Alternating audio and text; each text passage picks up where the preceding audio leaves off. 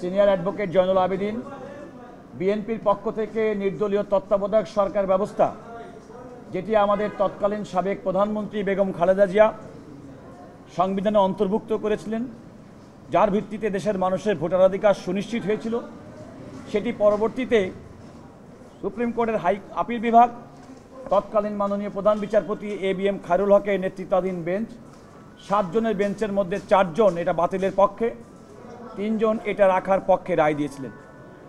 এই রায়টির বিরুদ্ধে আমরা বাংলাদেশ জাতীয়তাবাদী দলের পক্ষ থেকে বিএনপি মহাসচিব জনাব মির্জা ফখরুল ইসলাম আলমগীর একটি রিভিউ পিটিশন করেছিল।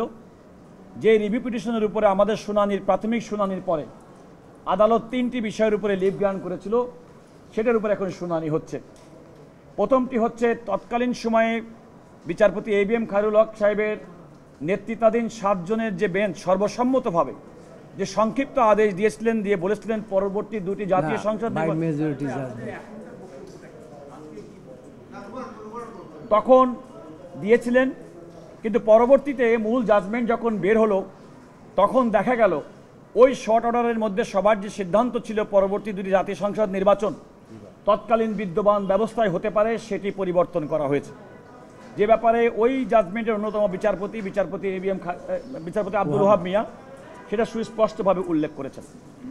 আমরা বিএনপির পক্ষ থেকে আমাদের সিনিয়র জয়নুল আবেদিন সুস্পষ্টভাবে বলেছে যে ত্রয়োদশ সংশোধনের মাধ্যমে নির্দলীয় তত্ত্বাবধায়ক সরকার ব্যবস্থা সংবিধানে সন্নিবেশিত করার মাধ্যমে বিএনপি নেতৃত্বাধীন তৎকালীন সরকার বাংলাদেশের জনগণের ভোটাধিকার, গণতন্ত্র, মানবাধিকার, আইনের শাসন সুনিশ্চিত করেছিল এবং তত্ত্বাবধায়ক সরকার ব্যবস্থা পঞ্চদশ সংশোধনের মাধ্যমে সংবিধান থেকে তুলে দেওয়ার কারণে বাংলাদেশের মানুষ তাদের ভোটাধিকার থেকে বঞ্চিত হয়েছে।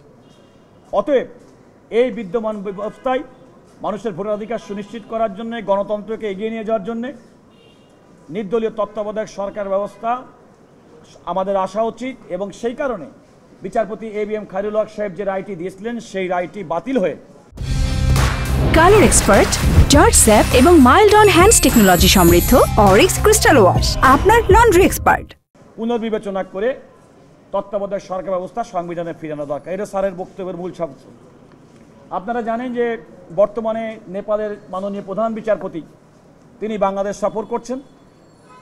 আমাদের স্যারের বক্তব্যের মধ্যেই বাংলাদেশের মাননীয় প্রধান বিচারপতি বললেন যে নেপালের প্রধান বিচারপতি আজকে আমাদের আদালতে আমাদের কার্যক্রম পর্যবেক্ষণ করবেন এবং এই মামলা সংক্রান্ত বিষয়ে উনি আমাদের দুজনকে, আমি ব্যারিস্টার রুহুল কুদ্দুস কাজল এবং ব্যারিস্টার এহসান সিদ্দিকীকে বললেন যে 2টা পয়েন্ট, যে পয়েন্টটা আমার মনে হয় সাংবাদিক বন্ধুরা আপনারা জানতে চেয়েছেন। প্রশ্ন উঠেছিল যে খায়রুল হক সাহেবের যে রায়টি দিয়েছিলেন তখন কিন্তু তিনি প্রধান বিচারপতি ছিলেন না, অর্থাৎ একজন প্রধান বিচারপতি তিনি অবসর গ্রহণের পরে কোনো রায়ে স্বাক্ষর করতে পারেন কিনা এবং স্বাক্ষর করলে সেটির আইনগত মূল্য কী, এটা ছিল মূল প্রশ্ন।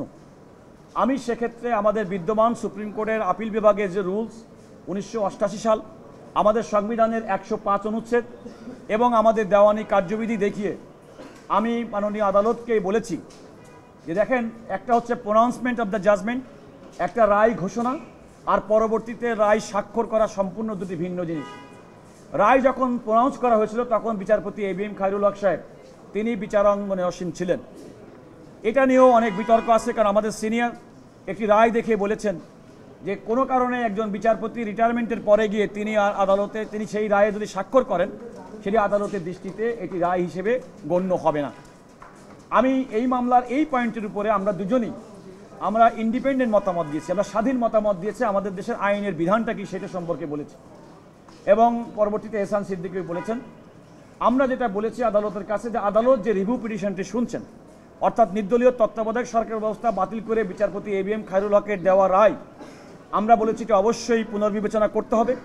পুনর্বিবেচনা করতে হবে দেশের গণতন্ত্রের স্বার্থে, আইনের শাসনের স্বার্থে এবং বাংলাদেশের মানুষের যে ভোটাধিকার লঙ্ঘিত হয়েছে, বিচ্যুত হয়েছে, মানুষ যে ভোট দেওয়ার অধিকার থেকে বঞ্চিত হয়েছে, সেগুলোকে আবার ফিরিয়ে আনার জন্য নির্দলীয় তত্ত্বাবধায়ক সরকার ব্যবস্থা, যেটা তৎকালীন প্রধানমন্ত্রী বেগম খালেদা জিয়া সংবিধানের ত্রয়োদশ সংশোধনের মাধ্যমে সন্নিবেশিত করেছিলেন, সেটাকে ফিরিয়ে আসতে হবে।